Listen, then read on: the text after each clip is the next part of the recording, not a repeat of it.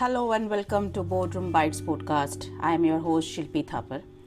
I have started this podcast to share my practical views and knowledge on corporate governance, board governance and processes. Thanks for tuning in. Let's begin with the first episode. The topic of today's discussion is emotional intelligence, a non-negotiable skill set for directors in the boardroom. So this is a very hot button topic, and applying the facets of emotional intelligence to your boardroom behavior is very important to become a successful board director nowadays. It is one of the most important and least discussed boardroom skills and is at the heart of best run companies. Are you bringing on a new board director in the boardroom? Always look for emotional intelligence rather than intellectual intelligence. As a corporate governance advisor to boards and organizations from last almost 17 years, I have learned that it is not so much what you know, but rather how you say and express it. I have been around some of the best and brightest board members that have inspired me to reach higher levels in the boardroom as independent director, and I have also been around other board members that lacked in their emotional intelligence, would make their boardroom presence very uninspiring and burdensome. Occupying a seat at boardroom table as director and participating in the highest level of decision-making process, I have also trained my sense of emotional intelligence at the boardroom table, including paying attention to everything from verbal communication to body language, tone of voice, and social graces. So in short, I have developed my 4 C's, that is competency, which includes technical and social both. Second is character, third is courage, and fourth is chemistry. So what is emotional intelligence? The term emotional intelligence, which is also defined as EQ, is a topic in psychology, but nowadays it is most required key skill for directors to perform in boardroom, rather for the leaders. Although the term first appeared in the mid-1960s, it wasn't much in mainstream until launch of Daniel Goleman, who was American psychologist, 1995 book, Emotional Intelligence. This term is used in every sense to understand more about becoming successful by taking informed decisions. Almost Daniel Goleman is being recognized as a guru of emotional intelligence. It was Michael Del Dodge who brought up the first way back in 1964. Turning to my own field, it turns out that being a successful board director or a professional has a lot more to do with one's emotional intelligence abilities than it does with intellectual abilities and potential, which is called IQ. Now, emotional intelligence, EQ, just as important as IQ when it comes to whom companies should give boardroom table seat. Daniel Goleman, who wrote the book on EQ, states that IQ can get you a seat at the table, but EQ gives you the edge as a leader. EQ becomes more important once a certain level of IQ is met. Now, some of us are born with emotional intelligence skills or develop them early in life, but many other people lack these core personal skills. So I read a very interesting quote by Lao Tzu. He was a Chinese philosopher, the founder of Taoism. He says that knowing others is intelligence, knowing yourself is true wisdom, mastering other is strength, mastering yourself is true power. If you realize that you have enough, you are truly rich. Also, we often heard sayings like people buy from people they like and people buy from people like themselves. So if you have a high EQ, you have experienced this. Your success is directly connected to your ability to relate to the people. The result behind this success is being able to understand and properly communicate with people on an emotional level. Emotional intelligence involves people being aware of what they are feeling, why they feel the way they do, how their feelings are interpreted, how their feelings affect those around them, and what to do to better manage their feelings and emotions. It also involves realization of other people's feelings even when they don't show it. the interpretation of those feelings, and how to manage one's emotions in the light of the emotions of other people.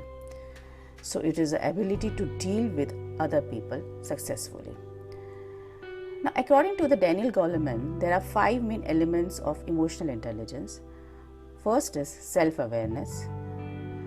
Being self-aware is an ability to recognize and understand one's thoughts, behaviors, moods, motivations, and abilities. Also understanding the effects they have on others. Monitor your emotional state and identify emotions. I often come across board members who lack self-awareness at the boardroom table. They are busy in talking, digging, and not enough doing the listening, which makes whole boardroom discussion haywire. Director should be the last person to speak.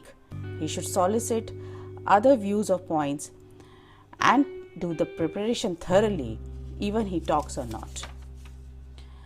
Second component is self-regulation. This is the ability to manage and control one's impulses, emotions, the ability to think before you speak and react, and the ability to express yourself appropriately. Now, Goleman defines emotional maturity in this component as being able to take responsibility for your actions, being able to adapt to change, and the ability to respond appropriately to the other people's irrational emotions or behavior. Example: if someone is screaming at you, you know that they are not always angry at you. You have the ability to understand they may be angry at a particular situation and feel they need to take it out on someone. You do not take this personally or react angry back, right?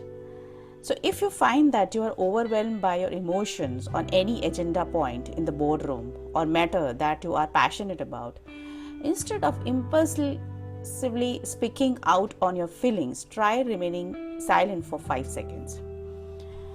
Now, Mel Robbins, in his book, The 5-Second Rule, she explains that if you have an impulse to act on a goal, you must physically move within 5 seconds or your brain will kill it. Similarly, in the boardroom, by waiting 5 seconds before speaking on high emotion, it gives you the moment to cool down and for the impulse to subside. Always observe others' behavior and find a different time and place to have discussions that concern a difference of opinion. Third important component of emotional intelligence is motivation. Motivation means interest in learning, growing, and self-improvement. It is having the strength to keep going where there are obstacles in life. It is setting goals and following through with them.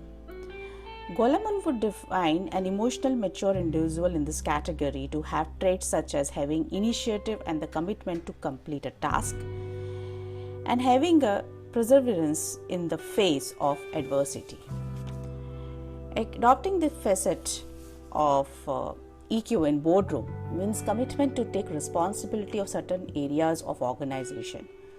Start by taking a leadership role on a particular issue or governance process on which you have specialized expertise. For instance, I have been asked to lean on corporate law compliances of the company, to chair Investor Relation Committee, CSR Committee. Take a lead and make sure to remain open and seize any form of these opportunities may present themselves in. Now, fourth important component is empathy. So, a very nice quote by Stephen Covey. He says that when you listen with empathy to another people, you give that person a psychological air. This is the ability to sense and understand other people's emotions and reactions and how they see things. Empathy can be achieved if self-awareness is achieved. So Goleman believes that one must be able to understand themselves before they can understand others. You pick up clues to what's being felt and thought. With empathy, you sense unspoken emotions. You listen attentively to understand the other person's point of view, the terms in which they think about what's going on, and that's what's required in the boardroom. Observing the other director's body language, as well as other critical non-verbal clues that enable you to get the full picture of what he's trying to convey, which helps in making more informed decisions. The last important component is social skills. So, there is a very nice quote by Carnegie. He tells that when dealing with people, remember you are not dealing with the creatures of logic but with creatures of emotions. Social skill, the ability to manage other emotions effectively, and it is a final piece of emotional intelligence puzzle, which brings together all of the other components. It is a composite of competence in communication, persuasion, building rapport, conflict management, change management, teamwork, and leadership. At the boardroom table, this means being able to establish positive relationship with other board members, gaining their trust, and knowing how to balance resolving any conflict in civilized and fair manner by finding a common ground. Now, how to apply this emotional intelligence skills in the boardroom for making the informed decision? That is a very important question, to explore on. The financial crisis and large corporate failures have contributed to the debate around the quality and diversity of emotional intelligence in the boardroom. People often confuse emotional intelligence with being emotional, which is seen as a weakness. In fact, every single decision we make is made through our emotions. If you are not mastering your emotions, you are ignoring 20% of the data in decision making. The board is a mainstream through which a companies act. The board manages the affair of the company and takes all the decisions on behalf of the company. There are various statutory fiduciary duties of the director contained in the Companies Act. The board carries out their duties by constantly deciding what power to exercise and how to exercise it within the legal framework. This is not an easy job to do and is highly unlikely that individual board members can completely control their emotions down in the boardroom. On the boardroom table, board of directors consists of executive directors who are more invested in the operations of the company and the non-executive directors who provide the balance and challenge to the board. Collectively, these directors come from different backgrounds, disciplines, and holds very different values as well as beliefs. Thus, it is very understandable that diverse emotions will always come to play in board deliberations. These emotions, therefore, needs to be understood, controlled, and well communicated. When expressed, these emotions needs to be well interpreted, recognized, and managed. As a corporate governance expert, I have observed that most of the derailing boardroom discussions are due to attitude and emotional issues of the directors. Emotional intelligence in the boardroom allow for better corporate governance and business practices, accountability, teamwork, flexibility, purposeful leadership, effective deliberations and informed decisions, increased productivity and greater relationship, improving bottom line for the stakeholders. So other day I was reading a very nice interview of Dr. Ali, who is a work psychologist and executive coach and lectures on leadership at King's Business School in London. So I just want to share excerpts from her interview, her amazing and productive views that why emotional intelligence is so important for directors to perform in the boardroom. Number 1, managing conflicts, reading the room, landing the difficult messages, spotting the unspoken agenda, all requires a strong appreciation of self and others. For a board to be effective, its member must demonstrate high level of emotional intelligence, and a lack of emotional intelligence can seriously handicap a board ability to solve problems and make informed decisions. Number 2, emotional intelligence is so important in the workplace and boardroom. At organization have always made up of people, and people working together inevitably give rise to interpersonal challenges.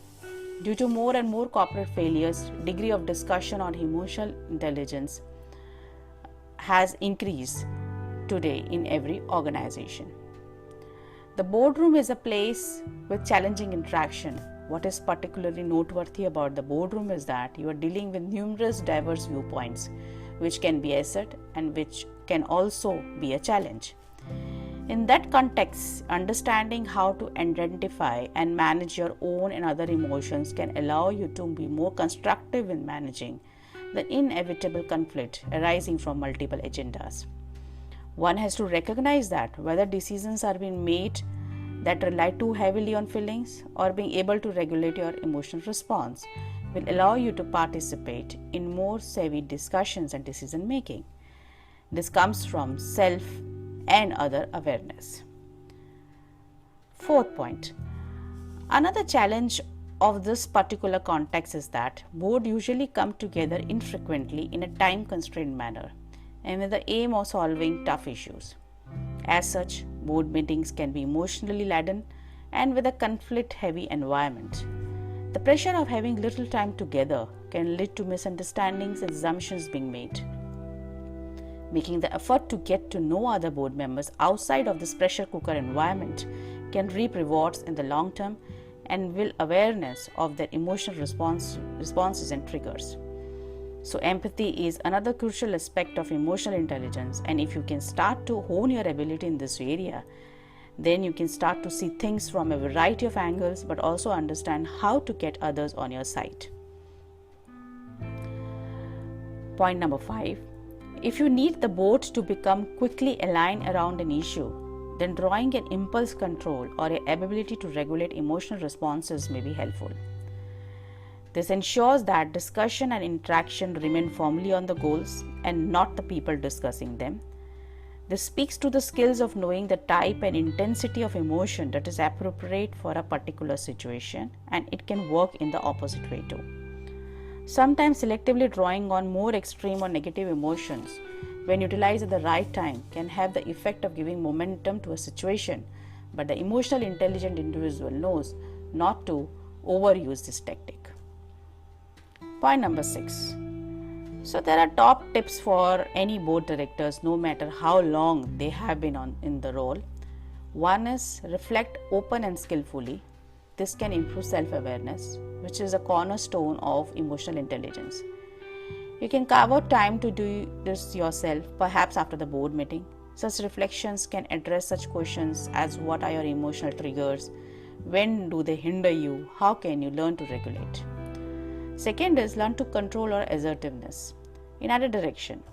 Knowing when to dial up or dial down on this skill is a key aspect of emotional intelligence. Practice outside the boardroom, it will help you to improve inside of it. Third is show and practice curiosity. This will help you to build your empathy. Listening, asking questions, and showing genuine interest will allow you to understand true meaning behind the people perspective. This approach is particularly effective in avoiding them versus us standoff situations. Help me to understand, can be a very useful way for a director to demonstrate the willingness to listen. Fourth is recognize the importance of emotional intelligence on board composition. So when the board is recruiting a new member, emotional intelligence and relationship building skills are as important to vet its subject matter expertise and experience. Some of the biggest board blow-ups I have observed had to do with a board member who was more ego-driven to be a star contributor or did not know or respect the difference between the role and the CEO and the management role, or dug in and refused to move on particular issue. Point number 6, it is not always important to agree on everything, but when you do disagree, to mindfully very constructive in your approach to resolve issues. Point number 7, for CEO who are working with diversified board and when are often in disagreements, their approach should be deliberative, measured, and involve all the stakeholders with patience. One should ask lots of questions and implement a rigorous process to analyze the pros and cons in order to uncover what's really at stake. He should encourage board members to think more regionally in their approach. Point 8. High number of startups that ultimately fail, and one of the biggest reasons of that failure rate is investors having different agenda for a company than its founders.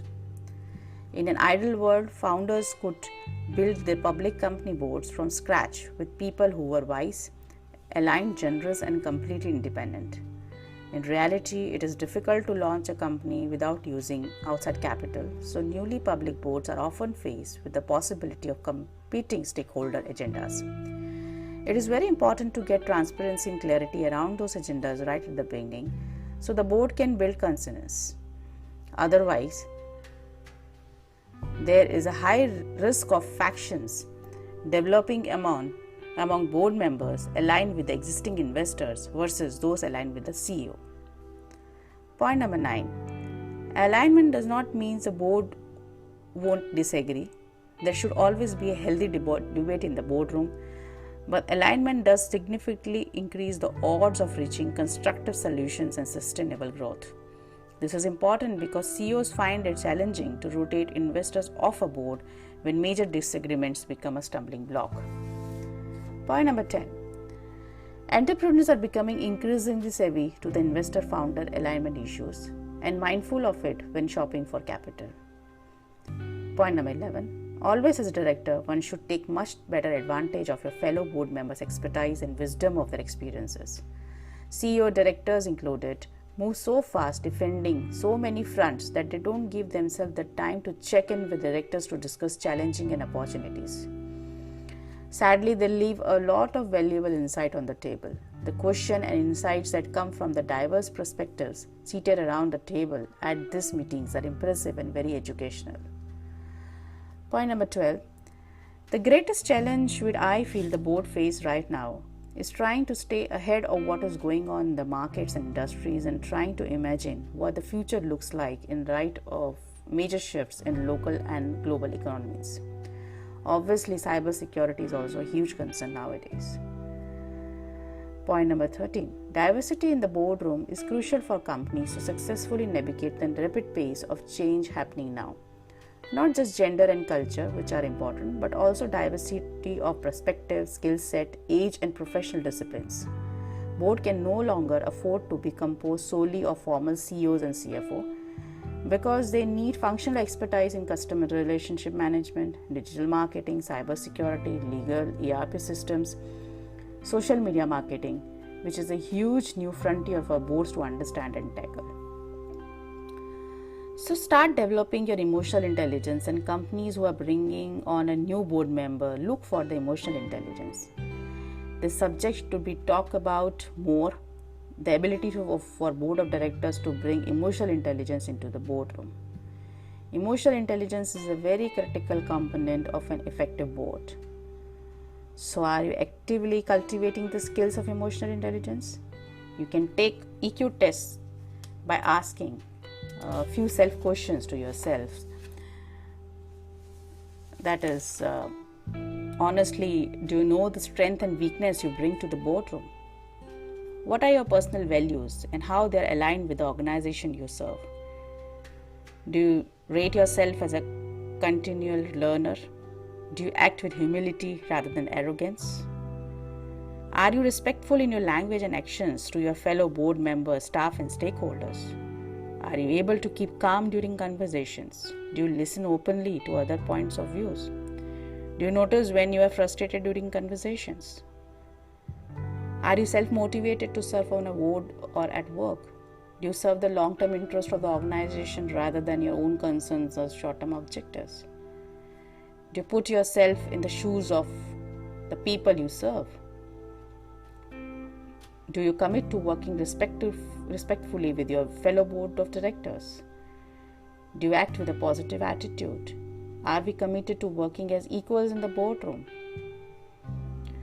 So put into a very relevant situational example, let us say a board member falls asleep in a meeting. So now, as a fellow director, you have two choices, which are either to call them out publicly and risk embarrassing the director, or to approach them discreetly and ask them if they might like to have a coffee. So best choice is the latter, given that calling out a colleague creates a potential for tension in that relationship and is likely to offend them. It is essentially to keep in mind the golden rule: do unto others as you would have them to do unto yourself, as it is perhaps one of the most effective social strategies. So with this, we end our episode with the hope that my views will help you to become emotionally intelligent board director and leader. Share your reviews with me. Until then, goodbye. Thank you.